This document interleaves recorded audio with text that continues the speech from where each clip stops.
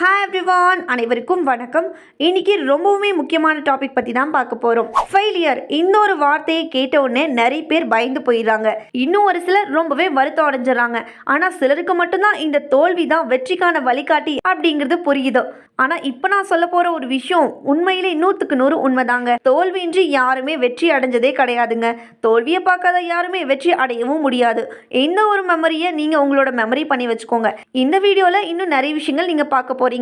தோல்வி வந்தால் என்ன செய்யணும், தோல்வியை எப்படி சமாளிக்கணும், தோல்வியிலேருந்து எப்படி புரிஞ்சு வெற்றியை பயணிக்கலாம், உங்களோட வாழ்க்கையை திருப்பியும் கட்டமைக்க ஒரு சின்ன சின்ன பயிற்சிகளை பற்றி பார்க்க போகிறோம். பார்க்கலாமா? Let's go. வீடியோ ஸ்கிப் பண்ணாமல் ஃபுல்லாக பாருங்கள். நம்பர் 1, தோல்வி ஒரு மரணம் இல்லைங்க, இது ஒரு பாடம். நம்மளோட வாழ்க்கையில் தோல்வி அப்படிங்கிறது ஒரு ஃபுல் ஸ்டாப் இல்லை, வாழ்க்கையோட ஒரு நிலை மட்டும்தாங்க. ஆனால் பெரும்பாலான மக்கள் தோல்வியை சந்திக்கும் போது மனசுலையே முடிவு பண்ணிடுறாங்க, நான் இதுக்கு தகுதியானவன் கிடையாது, நான் ஜெயிக்கவே முடியாது, இவ்வளோதான் என்னோட வாழ்க்கை முறிஞ்சது அப்படின்னு நினச்சிக்கிறாங்க. ஆனால் உண்மை என்ன அப்படின்னு உங்களுக்கு தெரியுமா? நீங்கள் தோல்வியால் பாதிக்கப்படலை, நீங்கள் தோல்வியை எப்படி எதிர்கொள்கிறது தான் முக்கியங்க. தோல்வியால் மனசு உடைய வேணாம். வாழ்க்கையில் எல்லா வெற்றிகரமான நபர்களுக்கும் முதல்ல தோல்வியால் தான் அவங்க துடிக்கிறாங்க. எடுத்துக்காட்டுக்கு தாமஸ் எடிசன் 1000 டைம்ஸுக்கு மேலே பல்ப்ஸுக்கு முயற்சி பண்ணார். அந்த பல்ப்ஸ் கண்டுபிடிக்கிறதுக்காக எல்லாமே வெறும் ஃபெயிலியர் தான். ஒன்று கூட அவருக்கு சக்ஸஸ்ஃபுல்லையே கொடுக்கல. ஆனால் அவர் சொன்ன இந்த ஒரு விஷயம் என்ன அப்படின்னா, I did not fail 1000 times, I found 1000 ways that don't work அப்படின்னு சொல்லியிருக்காரு. அவர் 1000 டைம்ஸ் ஃபெயிலியர்ஸை பார்த்துருந்தாலும் அதோட அவர் விட கிடையாது. கண்டிப்பாக என்னால் முடியும் அப்படின்ற ஒரு நம்பிக்கையோட அடுத்த முறையும் அவர் ட்ரை பண்ணுறாரு. அவர் ட்ரை பண்ணான அந்த ஒரே ஒரு நிமிஷம் அவரோட வாழ்க்கையை புரட்டி போட்டுச்சு. பிகாஸ் அவர் கண்டுபிடிச்ச பல்ப் ரொம்பவே சக்ஸஸ்ஃபுல்லாக மாறிடுச்சு. இதை தான் அவர் சொல்கிறாரு, நம்ம நிறைய வாட்டி தோற்றுருந்தாலுமே கண்டிப்பாக ஒரு டைம் நம்ம ஜெயிப்போம், தொடர்ந்து நம்ம முயற்சி பண்ணிக்கிட்டே இருக்கணும். அடுத்தது ஏபிஜே அப்துல் கலாம். பள்ளி படிப்பில் ரொம்பவுமே கஷ்டப்பட்டார். ஆனால் அவர் இந்தியாவோட மிஷன் மேன் அப்படின்னு அழைக்கப்பட்டாருங்க. அமிதாப் பச்சன் ஒருவேளை இவரோட குரலுக்காக ஏஐஆர் ரிஜெக்ட் பண்ணுது. இவர் அவரோட குரலுக்கு கோடி கிடக்குங்க. அந்த அளவுக்கு அவர் ஒரு பர்சனாக மாறிட்டார். இவங்க எல்லாருமே ஒரு பொருத்தமான காரணம். இப்போ நான் சொல்ல எல்லா பர்சன்ஸுக்கும் அவங்க ரிஜெக்ட் பண்ணுறதுக்காக நிறைய விஷயங்கள் இருக்குது. அந்த விஷயங்களை அவங்க விட்டுட்டு வெளியே வந்திருக்கலாம். ஆனால் இவங்க தோல்வியை தாழ்வு அப்படின்னு நினைக்காம தகைக்கும் வழியாக்குனாங்க. அதனால தான் அவங்க இந்த அளவுக்கு ஒரு பெரிய பர்சன்ஸாக மாறி இருக்காங்க. நம்பர் 2 என்ன அப்படின்னா, தோல்வியை கையாளுறதுக்கு 5 ஃபிசிக்கல் ஸ்டெப்ஸ் இருக்குது. அதை பார்க்கலாமா? ஸ்டெப் நம்பர் 1, தோல்வியை ஏற்றுக்க கற்றுக்கோங்க. ஃபஸ்ட்டு எந்த ஒரு ஃபெயிலியரும் நீங்கள் ஒதுக்கக்கூடாது, அவாய்ட் பண்ணக்கூடாது. இது எனக்கு சம்பவிக்கவே கூடாது அப்படின்னு நினைக்காதீங்க. அக்செப்ட் பண்ணுங்க. எல்லா விஷயத்தையும் அக்செப்ட் பண்ணால் மட்டும்தான் கற்றுக்க முடியும். ஒரு தோல்வியையும் பாடமாக எடுத்துக்கலாமே. அதனால் தோல்வி வந்தால் கூட நீங்கள் அக்செப்ட் பண்ணுங்கள், ரிஜெக்ட் பண்ணாதீங்க. உங்களுக்கு ஒரு தோல்வி வந்துச்சு அப்படின்னா அதுக்கு ஒரு காரணம் இருக்குமே, அதை ஏற்றுக்கோங்க. அந்த உண்மையான நேர்மையோட சந்திக்க பழகுங்க. நீங்கள் ஏன் தோல்வி அடைஞ்சிங்க அப்படின்னு அனலைஸ் பண்ணுங்கள். எதனால் தோல்வி அடைஞ்சுங்க, உங்களால் தானே அந்த தோல்வி அடைஞ்சிருக்கு, அதுக்கான என்ன ரீசன்னு பாருங்கள். அதை ஃபஸ்ட்டு நீங்கள் ப்ராப்பராக பார்த்து அந்த தோல்வியை நீங்கள் ஆமாம் அப்படின்னு ஒத்துக்கோங்க.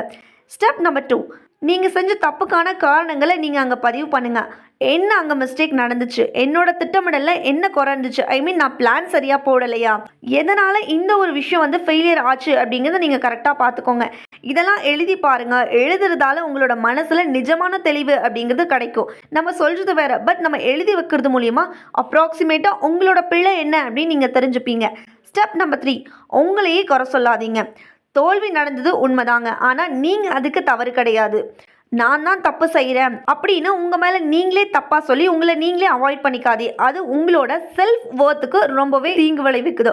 தோல்வி வந்தாலும் பரவாயில்ல, உங்களோட வேல்யூ அப்படிங்கிறது குறையாது.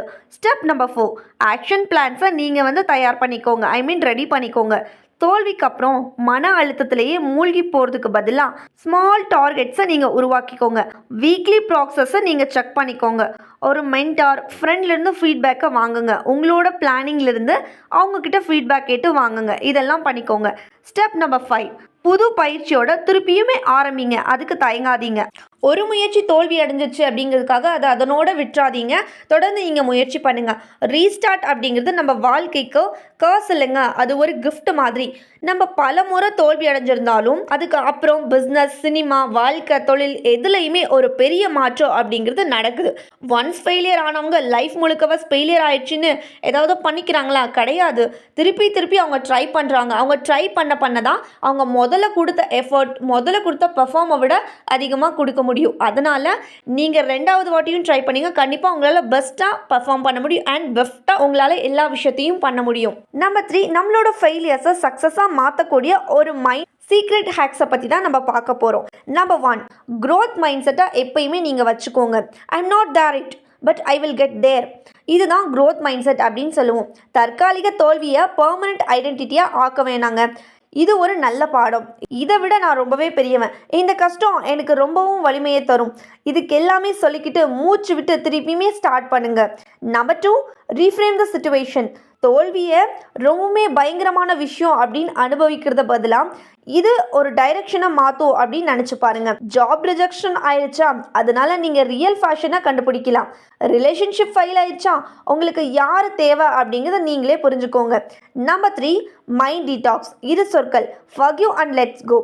தோல்விக்காக உங்களை குறை சொல்லாதீங்க. யாராவது நம்பிக்கையை முறிக்கலனா முடிச்சிருங்க. ஃபர்கிவ்னஸ் அப்படிங்கிறதோ அவங்களுக்கு நன்மை செய்யக்கூடிய ஒரு விஷயம் இல்லை, அது உங்களுக்காகவே. நம்பர் 4, தோல்விக்கு அப்புறம் 100% திருப்பியும் எழுறதுக்கு ஒரு ரோட்டீனை நான் உங்ககிட்ட சொல்கிறேன். Morning 6 AM rule. 5 to 10 minutes மூச்சு பயிற்சி பண்ணுங்க. ஒரு சில மோட்டிவேஷன் அஃபர்மேஷன்ஸை சொல்லுங்கள். எக்ஸாம்பிளுக்கு, நான் என்ன செய்கிறதுலையும் சிறப்பாக தான் செய்வேன், சக்ஸஸை நான் வீழ்த்திட்டு கண்டிப்பாக நான் வெற்றி அடைவேன் அப்படின்னு சொல்லி பழங்க. ஃபிசிக்கல் ஒர்க் அவுட்ஸ் பண்ணுங்கள். ஒரு சின்ன 10 minutes வாக்கு, எக்ஸசைஸு, இந்த மாதிரி விஷயங்களை நம்ம சேஞ்ச் பண்ணிக்கலாம். கோல் ஜேர்னலை நீங்கள் எழுதி பழகுங்க. இன்றைக்கி நான் என்ன செய்யணும், நான் முன்னேற என்ன தேவை, இப்படிங்கிற விஷயத்தெல்லாம் எழுதி வச்சுக்கோங்க. Daily journaling give you clarity and focus. Daily நீங்கள் ஜேர்னலிங் எழுதுறதுனால உங்களோட கோலில் உங்களுக்கு ஒரு கிளியரிட்டி கிடைக்கும் அண்ட் எதை நோக்கி நீங்கள் ஃபோக்கஸ் பண்ணணும் அப்படிங்கிற ஒரு கிளியரிட்டியும் கொடுக்கும். டெய்லியுமே ஒரு 10 பக்கத்தை நீங்கள் படிங்க. Readers R leaders. புத்தகங்களை படிக்க நீங்கள் ஸ்டார்ட் பண்ணுங்கள். வெற்றி அடைஞ்சவங்க எப்படி ஃபெயிலியர்ஸை எதிர்கொள்கிறாங்க அப்படின்னு உங்களால் புரிஞ்சுக்க முடியும். உங்களோட வாழ்க்கையில் நீங்கள் அடைஞ்ச ஃபெயிலியர்லேருந்து எப்படி சக்ஸஸ் போகணும் அப்படிங்கிற ஐடியாஸ் கூட உங்களுக்கு கிடைக்கும். நம்பர் 5, இனியும் ஃபெயிலியர்ஸ்க்கு பயப்பட வேணாம். இதை மனசில் நீங்கள் வச்சுக்கோங்க. 1வது, தோல்வி அப்படிங்கிறது ஒரு வழி தாங்க, நம்மளோட வாழ்க்கை திசையை திருப்பக்கூடிய ஒரு நல்ல வாய்ப்பு. 2வது, தோல்விக்கு அப்புறம் வரக்கூடிய ஒரு வலிமை தான் நம்மளோட வெற்றியாளராக மாற்றுது. அதனால் அதை நீங்கள் அக்செப்ட் பண்ணிக்கோங்க. நம்பர் 3, எந்த பில்லியனரையும் கேளுங்க, தோல்வி இல்லாமல் அவங்களோட கதை ஆரம்பிக்கவே முடியாது.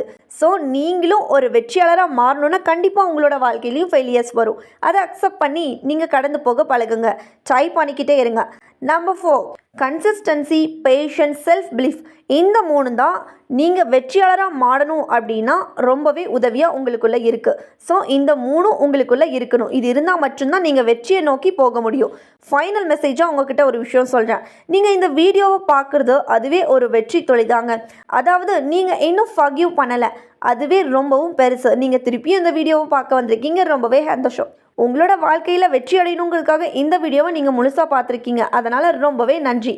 உங்களோட துன்பம் ஒரு நாள் நிச்சயமாக உலகத்துக்கு ஒரு பெரிய சக்ஸஸ் ஸ்டோரியை கொடுக்க போகுதுன்னு நினச்சிக்கோங்க. நீங்கள் முயற்சியை கைவிட்டாதீங்க. தோல்வி எப்பயுமே பெர்மனெண்ட் கிடையாது. இனி நீங்கள் தோல்விக்கு பயப்படவே தேவையில்லை. பிகாஸ் இனிமேல் நீங்கள் ஜெயிக்க போகிறீங்க, ஜெயிக்க பிறந்தவங்கன்னு கூட நினச்சிக்கோங்க.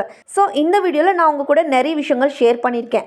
உங்களுக்கு இந்த விஷயங்கள்லாம் இன்ஸ்பிரேஷனாக இருந்துச்சு, இந்த விஷயங்கள்லாம் நீங்கள் ஃபாலோ பண்ணணும்னு நினச்சிங்கன்னா என்னோட வீடியோவுக்கு லைக் பண்ணிக்கோங்க.